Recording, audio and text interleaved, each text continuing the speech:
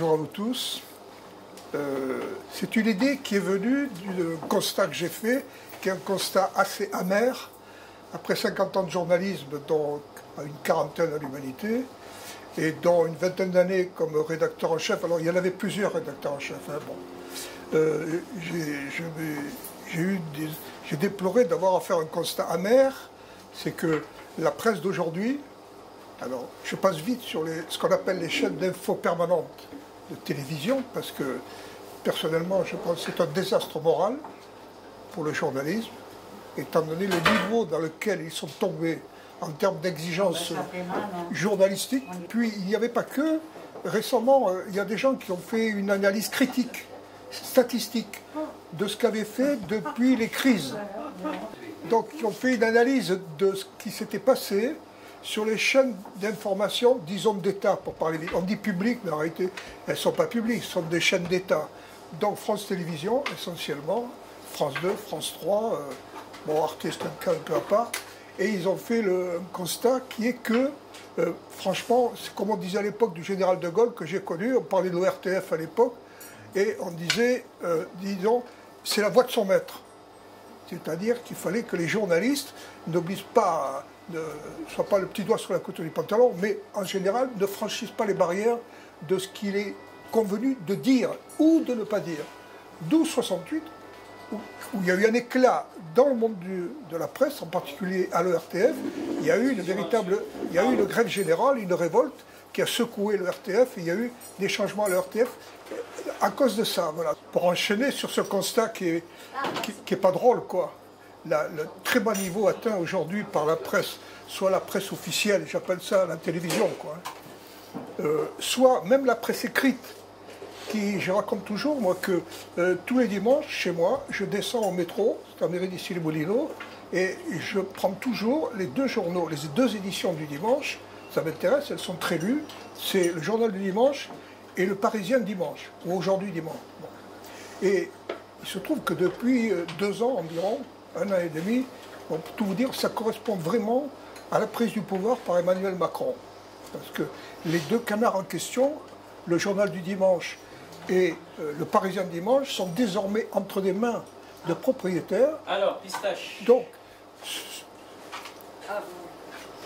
Donc qui sont, il faut le dire, extrêmement suivistes de tout ce qui se décide au niveau des puissances dominantes, c'est-à-dire les puissances dominantes politiques et les puissances dominantes économiques, parce que les deux, dans le cas de la presse, se croisent tout le temps. Voilà.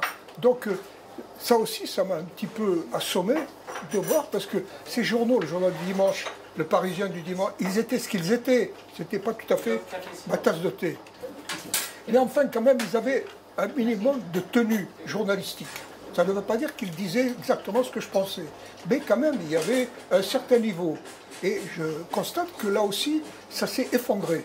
Il y a des dimanches entiers où le journal du dimanche et le Parisien dimanche, si vous avez la curiosité, vous regarderez, c'est devenu véritablement des feuilles de propagande. Ils font des unes, c'est incroyable. Hein. Par exemple, s'il faut sauver le soldat Schiappa, eh bien tout d'un coup, la une, c'est sur Marlène Schiappa, et tout ça pour dire à la une que Marlène Schiappa a plein de choses à faire encore, qu'elle a la confiance du président, etc. Bon, c'est des trucs, c'est lamentable, du point de vue journalistique. Hein.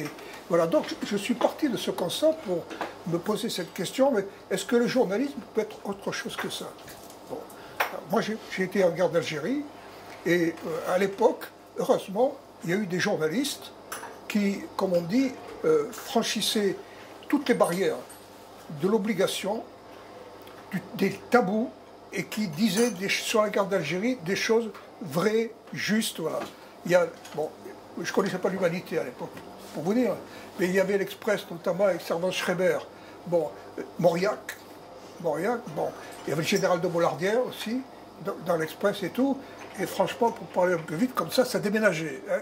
Il ne faisait pas de cadeaux sur ce qui se passait en Algérie à cette époque-là. J'étais très marqué par ça.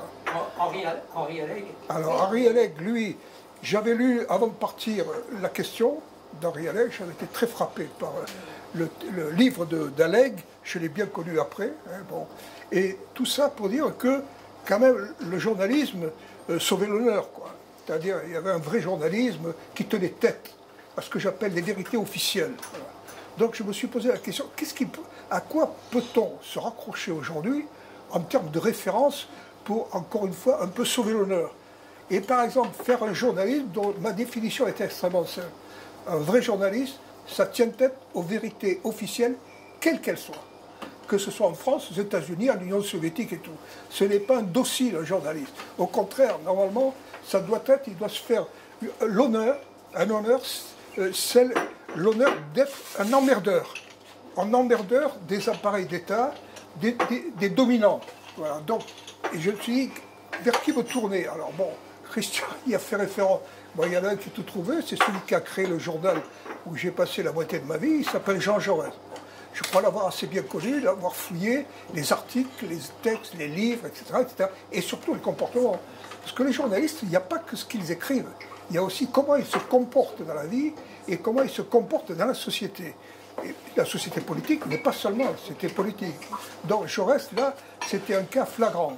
Bon, ensuite, j'ai franchi quelques années, une cinquantaine d'années, et je suis tombé sur quelqu'un qui a été journaliste. Il n'était pas que journaliste, mais il a été quand même un grand journaliste qui s'appelle Albert Camus. Bon, Camus, c'est l'éditorialiste de Combat, qui était un mouvement de résistance, qui était devenu un journal en 1944, et qui a duré 3 ans. Pas très longtemps, évidemment, bon, mais quand même 3 ans. Et un livre qui est récemment paru, qui s'appelle Albert Camus, journaliste, de Maria Santos-Saint, qui est une universitaire de Bordeaux, disons, est quand même incroyable, parce qu'elle a publié la plupart des articles de Camus, d'abord dans Alger républicain, en 1939, j'y reviendrai, mais surtout ses éditoriaux de combat, surtout coup de 44. Et ces éditoriaux de Camus, j'y reviendrai, c'est quand même, c'est une petite merveille de journalisme, qu'on soit d'accord avec lui ou pas, mais c'est une petite merveille de journalisme.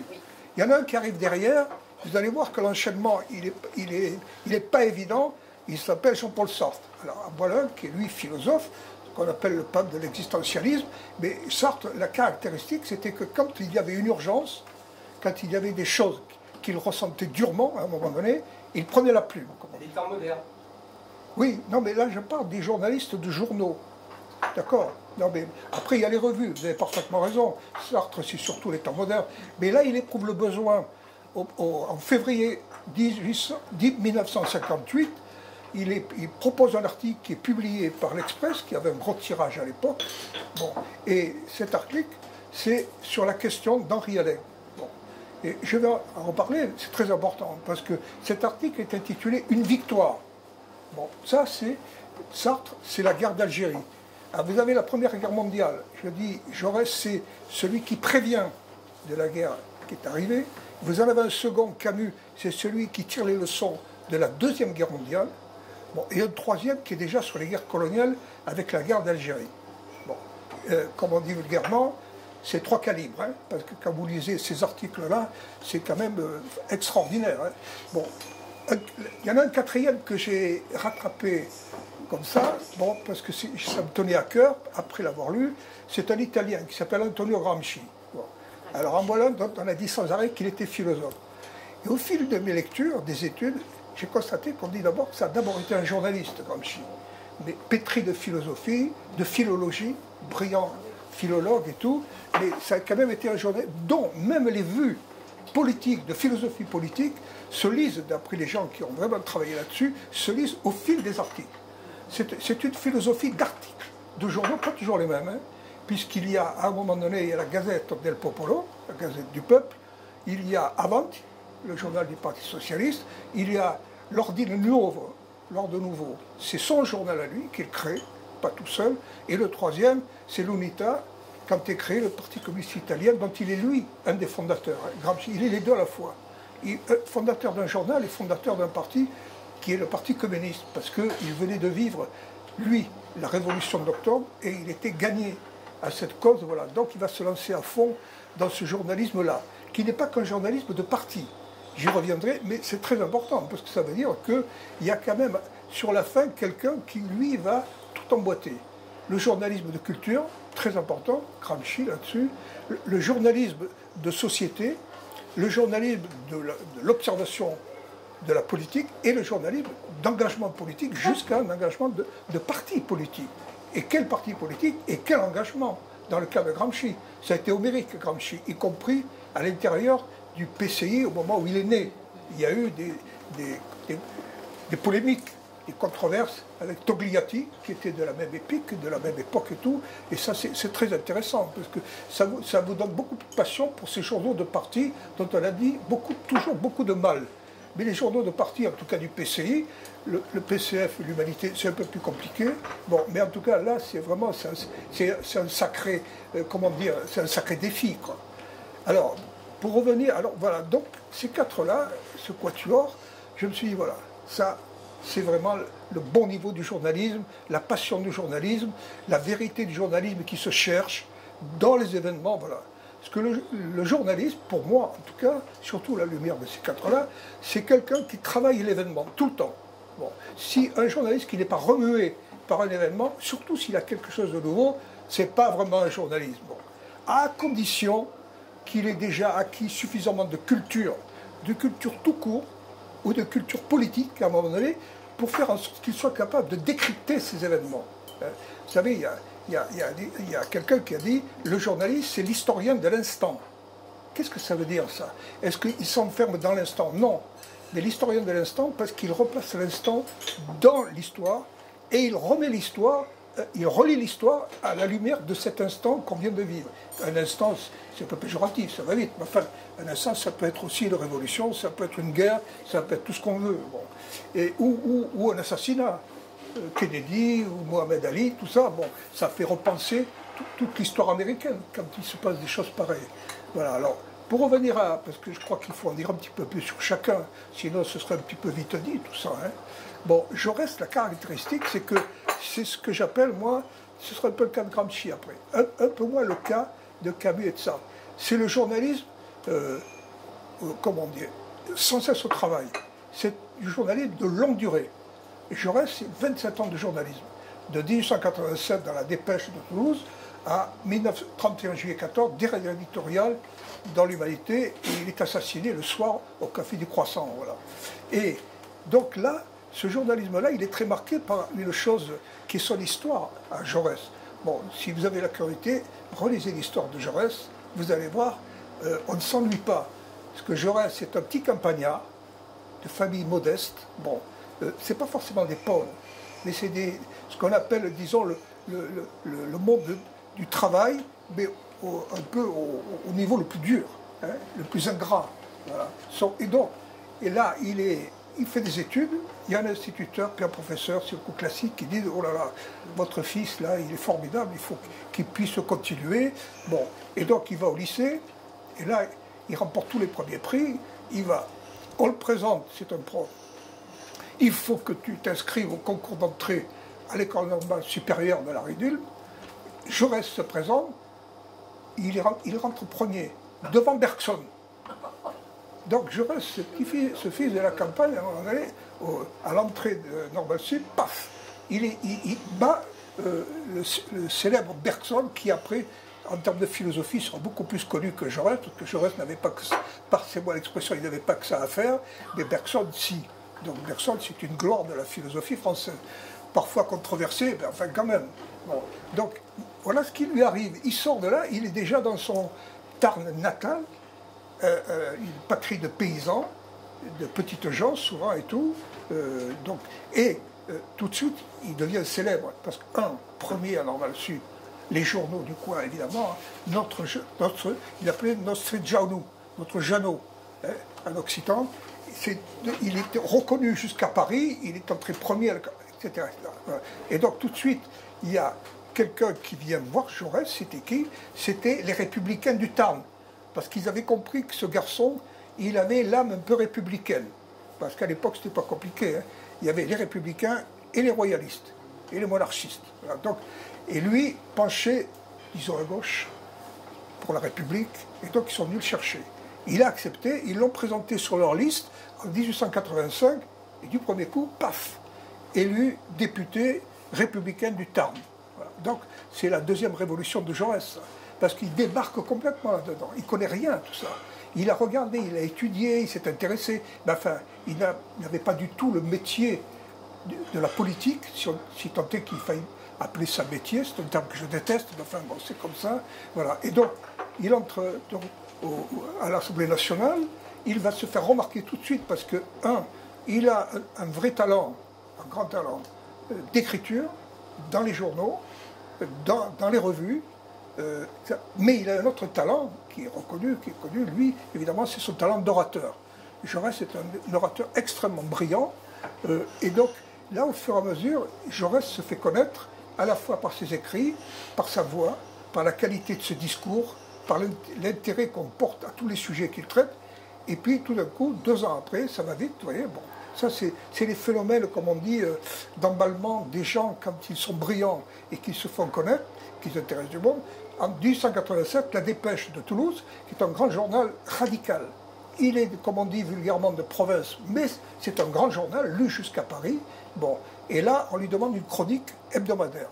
Il fait une chronique hebdomadaire jusqu'au bout. Le dernier article de Jaurès, avant le dernier de l'Humanité, c'est dans La Dépêche, c'est le 30 juillet 1914. Et il est devenu célèbre aussi parce qu'à partir de 1893, où il est devenu député, là je vais vous en dire un mot, socialiste, mais à la date de 1893, La Dépêche, chaque semaine, publie 2 articles de Jaurès. Un sur la politique, la vie du monde, la vie de la société, etc., le prix des pommes de terre et tout, et puis sur la culture. Il y a, dans La Dépêche, ça a été réuni dans un livre qui s'appelle Jaurès, l'intégrale de La Dépêche, il y a 87 articles de Jaurès sur la culture et essentiellement la culture. Et là-dedans, il y a des petites merveilles. Il y en a une, moi, qui m'a absolument époustouflé, c'est que Jaurès, à l'époque, en 1895, c'est le premier, quasiment le seul, qui parle du génie d'Arthur Rimbaud. Bon, il a fallu que ce soit un député, comme on dit, ouvrier, de Carmaux, à un moment donné, qui révèle l'ampleur, la force, la capacité de nouveauté de Rimbaud, qui était, je dis bien à l'époque, depuis ça a changé, qui était un peu méprisé, un peu par ce qu'on appelle les académies, y compris poétiques, hein, qui trouvaient que ça ne tenait pas debout, sa poésie. C'est vrai qu'elle ne tient pas debout, sa poésie. Mais parfois, il faut que la poésie ne tienne pas debout pour être vraiment intéressante, quoi. Voilà. Donc ça, c'est Jaurès. Voilà, Jaurès est planté là, et après, ce qui va lui arriver, grâce à tout ça, cette culture immense qui est la sienne, et ce désir de nouveauté qu'il y a chez lui, de la République, mais tout de suite se forge chez lui l'idée que la République doit aller jusqu'au bout de ses promesses. Ses promesses de quoi? De la Révolution française. Et ce coup, aller jusqu'au bout, ben, c'est une vraie égalité, d'accord? Bon, c'est une vraie propriété collective, sociale, ce sera son thème tout du long, la propriété sociale, bon, et à partir de là, il devient socialiste, mais comme je dis, socialiste en acte. Voilà. Et là, il est tout de suite, il va être classé au bout. Vous savez, Jaurès, c'est incroyable. Moi, il y a Daniel Berbet un jour m'a dit, mais Charles, écoute, ton Jaurès, c'est un parlementariste modéré. Je lui dis, tu te trompes, Daniel, tu devrais le lire. Mais non, c'est pas ça, Jaurès. Il a débuté comme parlementariste à la Jules Ferry, si on veut, bon, et il a fini, on l'a classé à la fin, à l'extrême gauche. Alors, si aujourd'hui dire à l'extrême gauche, ça fait bizarre pour Jaurès, hein, bon. Mais en fait, c'était à la fin un socialiste révolutionnaire. Hein, c'est lui qui a adopté la formule de Karl Marx, qui n'est pas assez connue d'ailleurs, et qui s'appelle l'évolution révolutionnaire. L'évolution révolutionnaire, c'est faire la révolution, pas uniquement un soir, avec des barricades, c'est faire que la révolution sorte de la société elle-même. Qu'il y ait dans la société déjà des germes de transformation radicale du régime de propriété.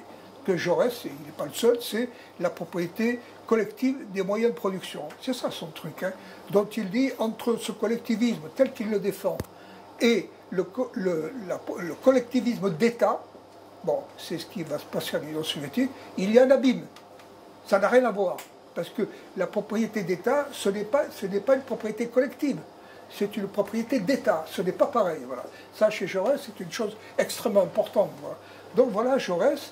Et donc, je dis que, pour l'idée qui est la mienne, d'essayer de redorer le blason du journalisme, de le ramener aux sources. Par exemple, cette source Jaurès, bon, c'est très important. Aussi, pour une raison très importante à mes yeux, c'est que Jaurès change de position quand il faut. Il est pour une politique coloniale. Et quand il voit ce qui se passe au Maroc, il change d'avis. Et il combat furieusement la politique coloniale au Maroc et ensuite, plus largement, la politique coloniale. Oui, bon. Il change d'avis sur Dreyfus. Il pense que le capitaine Dreyfus est coupable. Il pense vraiment. Il l'écrit. Il l'écrit, bon. Et puis, au fur et à mesure, il y a des gens, des proches, il y a Léon Blum, il y en a d'autres et tout, qui attirent son attention sur le dossier. Jaurès, c'est un type sérieux. Hein, un type sérieux comme journaliste. Qu'est-ce qu'il fait? Mais il cherche à comprendre ce qu'il y a dans ce dossier. Alors il cherche à comprendre, et au bout d'un moment, il comprend que là, il y a quelque chose qui ne colle pas. Il y a des choses qui ne collent pas, il y a des contradictions, il y a des témoignages, il y a des témoins qu'on ne veut pas entendre, notamment le fameux lieutenant-colonel qui dépose au profit, enfin, qui pense que Dreyfus est innocent, mais l'armée ne veut pas l'entendre, évidemment, comme toujours. Bon, et ensuite, il témoigne pour Émile Zola, au procès de Zola, parce que Zola, on dit qu'il a diffamé l'armée française, et donc il y a un procès, et Jaurès porte aux côtés de Zola. Alors que 6 mois avant, il n'était pas de l'avis de Zola. Bon. Donc vous voyez comment c'est un homme qui, au fur et à mesure, travaille la réalité des choses, il étudie les dossiers, il cherche à comprendre, il auditionne du monde, etc. Alors je vous dis ça, c'est spectaculaire sur l'affaire Dreyfus, si vous voulez, mais il a fait ça tout le temps. Les mineurs de Carmaux, ils n'étaient que républicains, plutôt sages. Tout d'un coup, les mineurs de Carmaux le rendent enragé. C'est une façon de parler, vous avez compris. Bon, c'est qu'avec les mineurs de Carmaux, ils défendent leur droit à élire un maire qui est l'un des leurs, qui s'appelle Jean-Baptiste Calvignac, et qui se fait lourder, évincer, licencier de la mine par le marquis de Solage, qui est le patron. Voilà. Et donc là, Jaurès, il y a quelque chose pour lui. Ça, c'est l'histoire de la Révolution française. Il dit, si à tout homme en France, quel qu'il soit, ouvrier ou pas, il a le droit de voter et d'être élu. Si on commence à refuser l'élection d'un ouvrier, là, c'est pas la République, ça.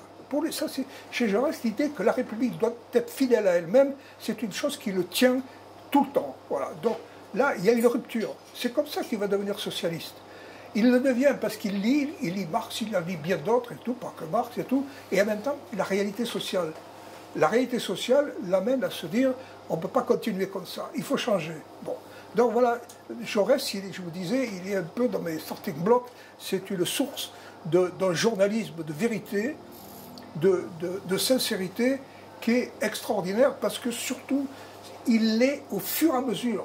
Il n'a pas une vérité en naissant, il n'a pas une vérité au sortir de normale supérieure, il n'a pas une vérité parce qu'il a un mandat de député républicain.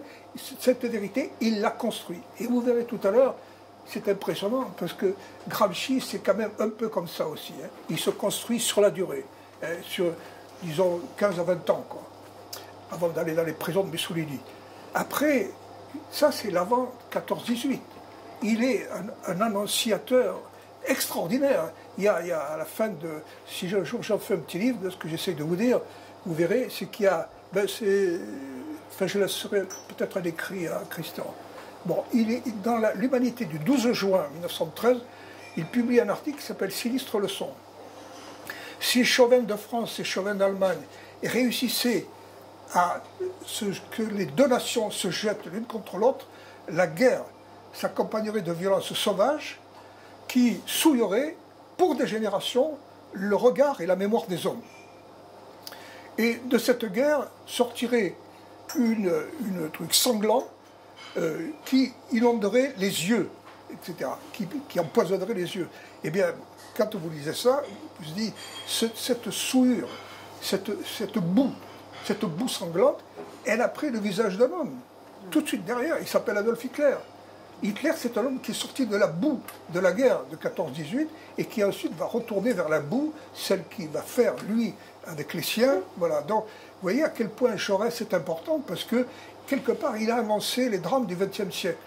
Il a prévenu. Mais bon, on l'a tué avant de pouvoir en tenir compte, on l'a tué le 31 juillet 14. Alors, le deuxième personnage du journalisme auquel je tiens beaucoup aussi, même si je n'ai pas toujours partagé tous ses points de vue, je vous le dirai, c'est Albert Camus. Bon, voilà, Camus, bon, pour vous dire, je ne vais pas vous faire fondre dans l'arme, mais c'est un amour de jeunesse. Ma mère me disait toujours, écoute, arrête maintenant avec ton Camus, tu ne parles que de Camus. J'ai dit, ben oui, je parle que de Camus, je suis en train de lire Camus, et c'est magnifique. Bon, très bien. J'avais lu L'étranger, j'avais lu Le mythe de Sisyphe, puis après, je ne me suis pas arrêté. Bon. Et chez Camus, ce qui est impressionnant, c'est que Camus, ses premiers articles, là je parle du journaliste, c'est dans l'Alger républicain, le journal que va diriger un jour Henri Alaigne. Et Camus, en janvier 1939, il publie une série d'articles qui s'appelle « Misère de la Kabylie ». C'est des articles absolument magnifiques. Il y a une universitaire de Bordeaux qui s'appelle Maria Santos-Saint, qui a fait un livre, il y a 1 an et demi, 2 ans, qui s'appelle « Camus journaliste ». Bon. Et elle publie beaucoup d'articles, elle analyse le parcours journalistique de Camus, c'est très impressionnant, parce que ce reportage en Kabylie, il dénonce, il décrit, il fait plus que dénoncer, il raconte, il dénonce dans le détail toute la misère qui sévit en Kabylie, en Algérie. Alors, ça, si vous voulez, comme quelqu'un qui révèle la misère sociale, la réalité sociale de l'Algérie, Camus, ça a été un champion très tôt, 39. Hein. Bon. Et après, vous verrez, il va recommencer à la libération, pas pour l'Algérie, pour la France. Bon. Mais ce qui se passe, c'est que, pour faire un court-circuit, le problème de Camus, c'est qu'il est ultra sensible à la réalité sociale algérienne, mais il ne manifeste pas la même ouverture d'esprit pour la réalité nationale algérienne, si tant est qu'il faille parler déjà à cette époque de réalité nationale. Mais n'empêche que les réalités nationales dans tous les pays colonisés, elles tapent à la porte. Hein. C'est clair. Je ne connais pas de pays colonisé qui n'ait pas été un jour décolonisé. Ou alors il faudra me l'indiquer. Moi, je n'en connais pas. Bon, un jour ou l'autre, ils se décolonisent. Pas toujours de façon heureuse. De temps en temps, c'est très cruel. Hein. Et les nouveaux pouvoirs qui s'installent à la place du pays colonisateur, ce n'est pas toujours des chantres de démocratie. Et ça, bon, si je puis dire, c'est un autre sujet. Mais ce qui se passe avec Camus, c'est que, donc, là, il a attrapé au passage l'injustice sociale en Algérie, qui est son pays, hein. Bon, celui de sa mère, qui est une pauvre femme de ménage, très pauvre et tout ça, bon, il en parle admirablement. Bon, et puis, après, la guerre passe, bon, et on se trouve en 1944, il a rejoint la résistance Camus assez tôt, dans un mouvement qui s'appelle Combat, et ce combat-mouvement qui va devenir Combat Journal, dont il sera le rédacteur en chef et l'éditorialiste. L'éditorialiste, dans une période très importante, c'est la libération, août 1944. En août 1944, l'occupant allemand, hitlérien, est encore là. Bon. Et les premiers articles de Camus sont absolument magnifiques. Bon. Notamment, il y a un article qui est publié le 31 août 1944, dans lequel il dit, ce soir, il parle du 24 août. Oui, c'est ça. Le Paris qui combat, pas pour son pouvoir, mais pour un pays libre demain, il ne combat pas pour la politique, il combat pour la morale, retenez bien ça, bon, et il ne combat pas d'autres pays, il combat pour la grandeur de son pays. Bon. C'est-à-dire, vous voyez, chez Camus, c'est impressionnant, c'est toujours le côté, la morale, qui est au premier plan. Bon. Tant et si bien que c'est ce que je pense, on peut controverser là-dessus, que je pense qu'au moment où la morale va être rattrapée par la politique, c'est-à-dire les réalités de la politique internationale et nationale, il va être un peu en difficulté. Si tant est que du coup, jusqu'au bout, jusqu'en 1962, l'indépendance de l'Algérie, il va rêver, il le dit, il le publie, d'une fédération entre les deux pays. Il pensait qu'il fallait fédérer la France et l'Algérie. Mais il y a des gens qui l'ont dit, qui étaient des gens très bien aussi, qui l'ont dit, c'est trop tard tout ça. C'est trop tard. L'Algérie, c'est parti pour l'indépendance, et on ne va pas leur dire, attendez pour votre indépendance, contentez-vous pour l'instant d'une fédération avec la France. Bon. Vous savez, c'est la même histoire hein, au Vietnam avec Ho Chi Minh. Hein, il disait on ira par étapes, par étapes. Non, il a fallu jusqu'au bout serrer la vis de la colonisation et tout, jusqu'au moment où ils ont pris les armes. Voilà. Moi, j'ai quelqu'un que je connais qui m'a dit un jour, on a tapé à la porte pendant longtemps, c'est un acteur de la colonisation, on a tapé à la porte, elle ne s'est jamais ouverte. Qu'est-ce qu'il fallait faire? On a enfoncé la porte. Alors enfoncer la porte, c'est violent. Hein, et ça va être violent. Ça va être violent en Algérie, ça a été violent en Indochine. Voilà. Donc, je dis, si vous voulez, que quand Camus écrit ce que j'ai lu à l'époque, et j'ai été sous le charme. C'est donc L'homme révolté. Bon, L'homme révolté, c'est un livre extrêmement brillant.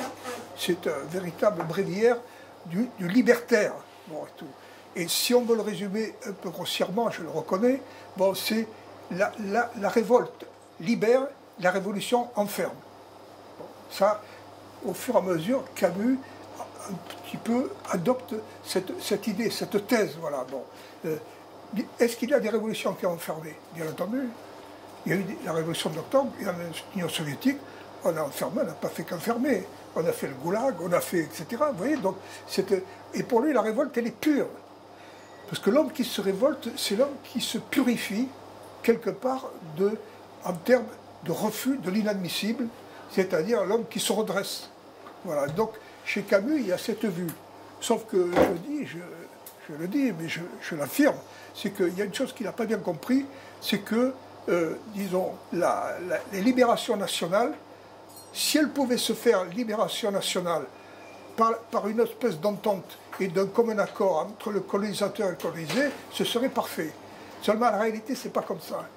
Et donc, la plupart du temps, les mouvements de libération nationale ont dû se transformer en une sorte de révolution nationale. C'est comme ça. Donc, on ne peut pas opposer, disons, la révolte et la révolution. Parce que ce n'est pas quelqu'un qui décide de faire la révolution. C'est parce que ça peut arriver. Mais dans certains de ces mouvements, il y a eu, à un moment donné, une espèce de passage obligé de la libération qui était demandée, pour laquelle il combattait à quelque chose de tellement dur qu'il a fallu casser quelque chose. Et qu'il a fallu pratiquer, bien ou mal, c'est un autre problème, une sorte de révolution. Voilà. Donc Camus, là, il est un peu en difficulté. Bon. Mais il n'y a pas que ça chez Camus. Parce que Camus, en même temps, il embrasse large. Il y a par exemple 8 août 1945, il y a un éditorial de Camus, c'est sur Hiroshima. Bon, ça s'appelle Plaidoyer pour la paix. C'est un truc un peu abstrait, Plaidoyer pour la paix. Mais alors, vous lisez ça, et quand vous savez, qui explique sa biographe, que Camus a été le seul, en France et dans le monde, à déplorer le bombardement atomique d'Hiroshima et de Nagasaki. Alors à un moment donné, il dit, si ça doit permettre l'arrêt de la guerre, bon, on peut comprendre, il dit. Mais c'est bien pire que ça. Parce que ça annonce une époque où la science va accoucher d'armes absolument effroyables. Bon. Et il dit, c'est des armes qui, une ville de France, vous la rayez de la carte avec une bombe qui est grosse comme un ballon de football. Il était très footballeur, Camus. Donc, il avait le sens de l'image, voilà. Donc, il est effrayé, un peu comme Jaurès avant 14-18, à l'idée que le monde nouveau va accoucher aussi de choses aussi effroyables. Il ne se trompait pas, hein, parce qu'on en est là encore aujourd'hui. Et d'ailleurs, il dit une chose formidable, il dit, et d'ailleurs, en voyant ça, raison de plus pour avoir un conseil des peuples, des États, des nations, qui préviennent tout ça, et qui arrêtent la machine infernale avant qu'elle éclate. Voilà. Bon.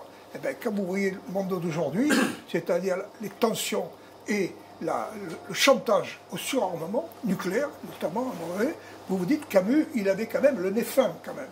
Il écrivait ça le 8 mai 45, pas 44, 45. Donc, la grande taille de Camus, c'est ça.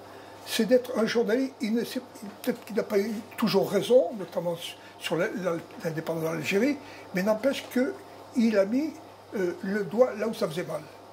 Par exemple, sur ses articles sur la presse en 1944, dont il est une figure, quoi, hein, bon, il dit la chose suivante, il dit la presse doit, à un moment donné, les journaux doivent se priver, ne pas se laisser domestiquer par l'argent, et ils doivent être à la hauteur de ce qu'il y a de meilleur dans le public. Ça, c'est très important, je pense, que ça doit être une loi absolue pour tous les journalistes. Ne pas abaisser le public, hein, soit par des vulgarités, soit par des facilités, soit par des choses consensuelles.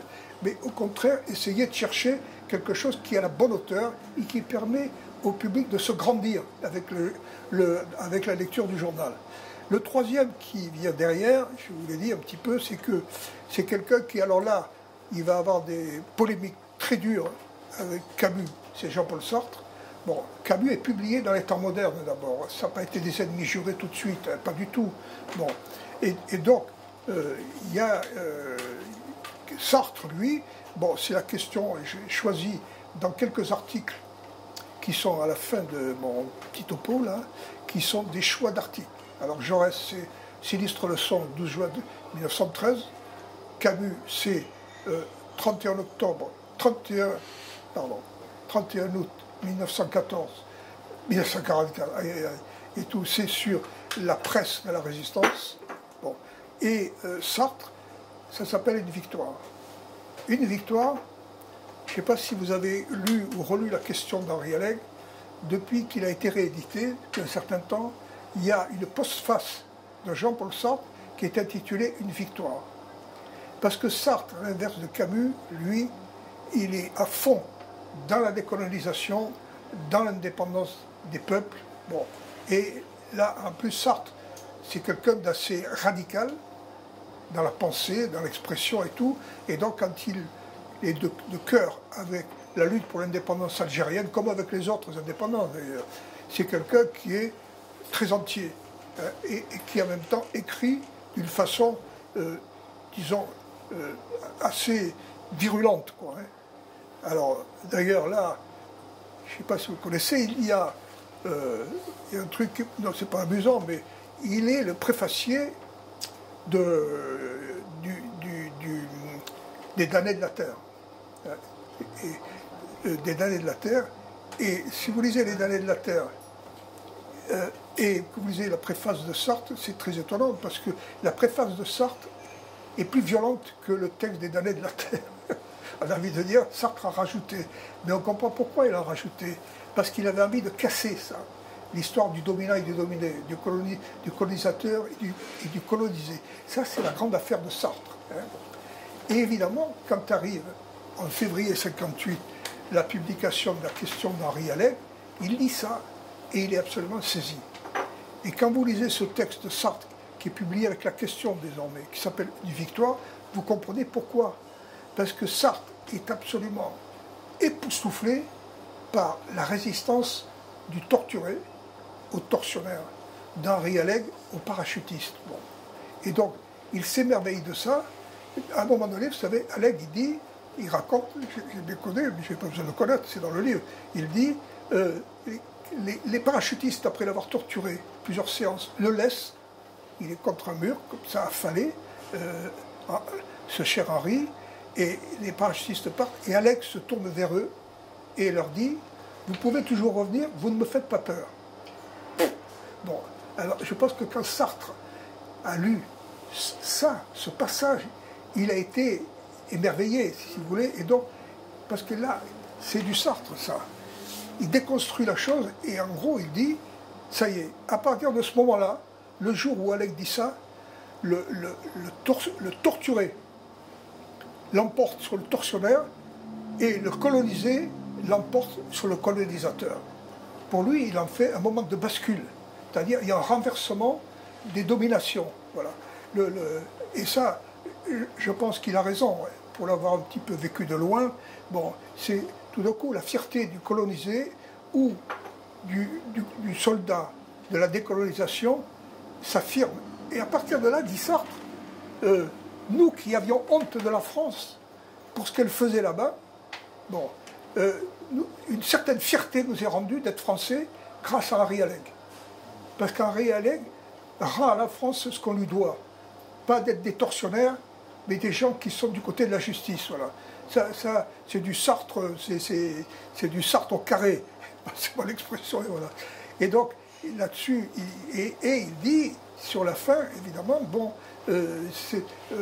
à propos de cette victoire, désormais, nous n'avons plus honte d'être français, il y a un Français qui nous a rendu la fierté, et en gros, il en fait le moment où on va vers l'indépendance de l'Algérie. On est en 1958, hein, l'indépendance algérienne survient en 1962, 4 ans après. Voilà.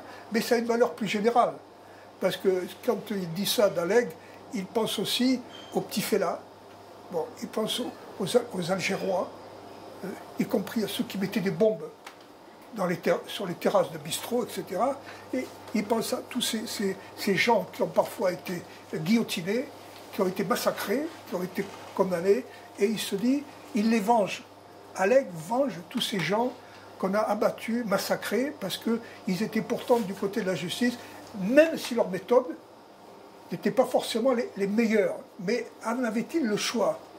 C'est ça le vrai débat qu'il y a eu sur ces guerres de décolonisation et là-dessus. Voilà, donc ça c'est Sartre.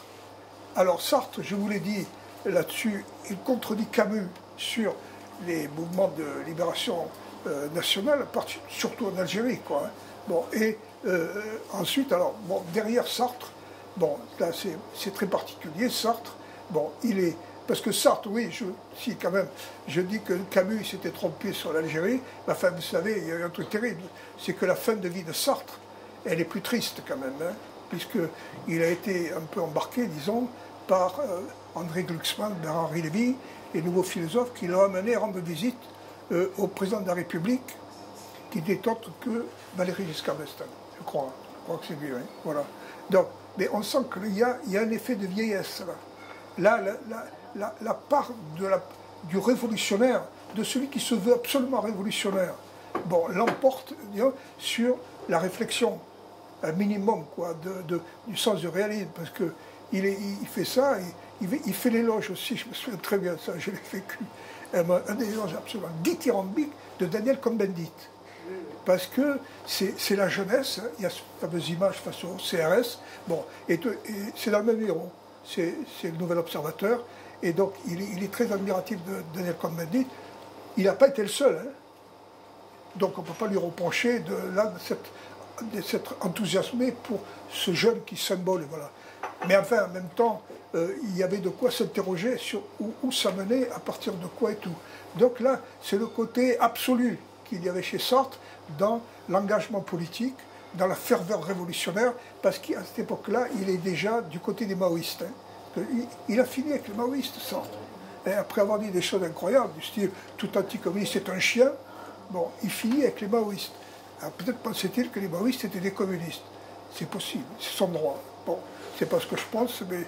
Et voilà. Bon, alors pour finir, pas être trop long, le quatrième, dans le quatuor de journalistes, et pas n'importe lesquels, il y a ce fameux Antonio Gramsci. Bon. Antonio Gramsci, c'est quelqu'un qui est très brillant au départ aussi, comme Jaurès. Bon, il fait de la philologie. Il est très très brillant dans ce domaine. Il est promis à tout un avenir universitaire et tout. Et puis, à un moment donné, arrive la période révolutionnaire, c'est-à-dire la révolution de 1917, la révolution russe, et il est enthousiasmé par ça. Et il oublie un peu ses études de philologie et il se consacre à la politique. Mais à la politique, disons, il se consacre au socialisme. Donc il lit Marx, il lit tout ça, et il s'enthousiasme et tout, et il commence à écrire des articles politiques. Dans la Gazette del Popolo, dans Avanti, journal socialiste, et dans ces journaux, la caractéristique de Gramsci, un peu comme chez Jaurès et tout, c'est la largeur du champ qu'il embrasse. C'est incroyable. Il parle d'absolument tout, Gramsci. Il parle beaucoup de culture, ça c'est connu. Bon, comme Jaurès, je vous l'ai dit, hein, mais Gramsci peut-être encore plus. Hein, parce qu'en plus, il est linguiste. Hein, et donc, évidemment, tous ces problèmes aussi, notamment de la Sardaigne, du Mezzogiorno, hein, du sud d'Italie, il connaît et il en parle beaucoup, ça l'intéresse énormément. Bon, il parle de tout ça, mais il parle aussi, à un moment donné, des débats à l'intérieur de l'international communiste qui est en train de se créer. Bon, et donc, il prend vite parti, bon, parce que c'est quelqu'un qui a envie d'une révolution, disons, comme Jaurès pour le socialisme, que la République, qui aille jusqu'au bout. Donc, il prend le parti de Lénine, bon, il gronde littéralement des dirigeants soviétiques de se déchirer. Il dit, camarades, on n'attend pas ça de vous, parce que vous êtes la force actuelle sur laquelle on peut s'appuyer, et vos disputes ne mènent à rien. Voilà, parce que c'est vrai, c'est passé comme ça, dans les années 20, 21, etc. Donc c'est pour dire à quel point Gramsci avait à cœur cette idée qu'il fallait que la révolution ne se perde pas. Voilà, donc. Et alors, par ailleurs, ce qui s'est passé, c'est que ça, il a eu affaire à partir de 24-25 à qui un homme qu'il a bien connu, qui est un camarade de parti, du Parti socialiste, qui s'appelle Benito Mussolini. Parce qu'il y a des gens qui ne le savent pas, mais ils ont été camarades de parti, Gramsci et Mussolini. Bon, et, il y a le 16 mai, vous allez sur Internet, vous faites 16 mai 1925, Gramsci et Mussolini, vous allez être époustouflés. Parce qu'il y a une séance, il a été réélu député, Gramsci. Il a droit à l'immunité parlementaire. Donc il se présente au palais, où il y a au siège l'Assemblée italienne, il se présente, et il vient pour dénoncer une loi de sécurité qui en fait attente à toutes les organisations ouvrières. C'est ça qu'il a en tête, Gramsci. Voilà. Et là, il y a un face-à-face avec Mussolini que je ne connaissais pas, bon, où Gramsci dit le fascisme, ça n'est jamais, et pour le pire, qu'un changement de personnel, qu'un changement d'administration. Et Mussolini lui dit pas du tout, c'est comme vous le savez, c'est une classe qui remplace une autre. Et comme ça a été le cas en Russie, il parle de 1917, comme c'est le cas de toutes les révolutions, hein, c'est une nouvelle classe qui arrive au pouvoir. Et Gramsci lui répond non, non, non, non, n'est révolution que quand il s'agit d'une classe nouvelle, et pas d'une même classe qui remplace un gouvernement par un autre. Bon, je ne fais allusion à rien d'autre, mais les gens qui pensent qu'en changeant de gouvernement on change les sociétés, je leur laisse le soin de juger à l'usage. Voilà. Bon. Et donc, là, en tout cas, c'est clair. Gramsci tient tête à Mussolini en direct. Mais il n'empêche qu'après, en 1926-27, il va être condamné. Alors, vous savez, il y a un mot du procureur qui le condamne à 20 ans de prison. Bon, c'est « nous devons empêcher ce cerveau de fonctionner pendant 20 ans ». Mais vous vous rendez compte, les mots sont choisis. Nous devons empêcher ce cerveau de fonctionner pendant 20 ans. Bon, il n'y aura pas 20 ans de prison, mais il va mourir à la sortie de prison, épuisé, malade. Voilà. Bon. Et donc, empêcher ce cerveau de fonctionner, qu'est-ce que ça veut dire pour le sujet qui m'intéresse, le journalisme? C'est que le journalisme, là, j'ai réalisé d'un coup qu'un journaliste qui se respectait, c'était déjà quelqu'un qui avait un cerveau. Bon, vous voyez bien ce que ça veut dire. Un cerveau, c'est une image simplement qui désigne un esprit, une culture, une richesse intellectuelle. Voilà. Donc, le procureur, il ne s'était pas trompé. Il fallait que cet homme qui avait une sorte de génie, bon, il fallait le mettre en prison pour l'empêcher de fonctionner et de faire connaître ses idées. Voilà. Et donc, voilà, ça c'est... Dans quelle année, s'il vous plaît? Comment? Quelle année et jusqu'à quand il a été... Alors, il a été en prison en 1926 et il est sorti de prison en 1937. Pardon. En 1937, je connaissais la date, enfin bon, et quand il est sorti de prison, il aurait dû être libéré parce qu'il y avait des lois qui permettaient que quelqu'un qui était très malade comme lui, qu'on ne le maintienne pas en prison. Là, Mussolini, c'est lui, c'est clair, hein. Bon, et son appareil, ils sont tenus à aller jusqu'au bout. C'est une punition. Hein. Bon. Et je pense que c'est dû au fait que même hors de prison et sortant de prison, en pas trop mauvais état, Gramsci, il aurait retrouvé une certaine audience. Parce que c'était un homme d'une telle culture, d'une telle intelligence et d'une telle vérité dans tout ce qu'il avait défendu qu'il a toujours eu une audience. D'ailleurs, Antonio Mussolini, je veux dire, vous allez en Italie, vous parlez de Gramsci, mais je vous jure, vous allez voir ce que ça donne. Hein. Les Italiens se souviennent de ce qu'a été Gramsci.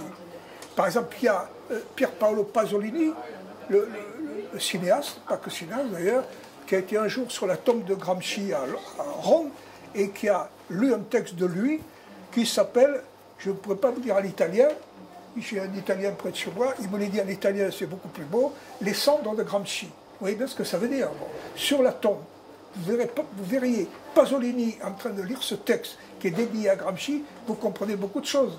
Parce que de Gramsci aux cinéastes, aux artistes, aux poètes italiens jusqu'à aujourd'hui, il y a un lien direct. Pour vous dire à quel point c'était très important, Gramsci. Voilà. Donc, alors là aussi, pour finir, si vous voulez, un peu comme pour Jaurès, ce qui est étonnant avec Gramsci, c'est le fait que ses idées, sa philosophie politique, disons, c'est quelqu'un qui a, je crois que je l'ai dit au début, excusez-moi, mais qui ne publie pas tellement des thèses, mais il rédige des articles où il développe au fur et à mesure ses idées philosophiques, ses idées politiques, ses idées sociales. Bon. Notamment dans un journal qu'il a créé qui s'appelle L'Ordine Nuovo, l'Ordre Nouveau, qui est un truc incroyable, où il y a tout ce qui est nouveauté là-dedans, si vous voulez, tout ce qui était accouché par lui et ses proches, et qui faisait ça en liaison avec ce qu'on appelait les conseils ouvriers de Turin. Gramsci a initié avec d'autres à Turin, dans les usines Fiat, des conseils ouvriers. Parce que, disait-il, le régime nouveau, il doit sortir aussi de l'expérience des gens qui travaillent, bon, notamment des ouvriers. Bon, et donc, là, ils ont pratiqué ça pendant 1 an, voilà. Je pense que ça a été, à part les soviets, les soviets c'était les soviets, bon, à part ça, en termes de réflexion ouvrière, d'initiation ouvrière, d'innovation, de pensée, toi, ça n'a pas d'égal. Parce que c'était l'idée de Gramsci, il attendait beaucoup de ça. Gramsci, c'est quelqu'un qui a un jour qui a appelé au rinascimento de la plèbe. Vous voyez ce que ça veut dire, rinascimento, hein? C'est la Renaissance. Bon. Donc, l'Italie, la Renaissance en Italie, bon, Léonard de Vinci, etc., c'est connu, etc. Lui, il voulait à nouveau trouver que l'Italie accouche d'une autre Renaissance, de la plèbe, c'est-à-dire des gens les plus exploités, qui travaillaient le plus durement. Donc, il passait de la Renaissance bourgeoise et des artistes la plus éclatante quand même, hein, il ne faut pas la minorer, à tout d'un coup, ce besoin de renaissance du petit peuple, qui pour l'instant en avait besoin. Voilà. Bon, pour finir, il y a un truc quand même curieux, c'est que j'ai fait connaissance avec André Tozel, qui est un philosophe, bon, et qui m'a dit un jour, tu sais, un jour, j'ai découvert que Gramsci a parlé de Jaurès. Ah bon? Et qu'est-ce qu'il a dit? Eh bien, écoute, je vais te le lire. Il a écrit la vérité survit au bûcher et les idées aux hommes. L'impératif de notre conscience de tout ce qu'il y a de vivant en Jean Jaurès, nous l'avons absorbé parce que les victimes grandissent dans leur martyre, elles accouchent d'une langue qui harangue, et là, il y avait cette phrase incroyable, c'était je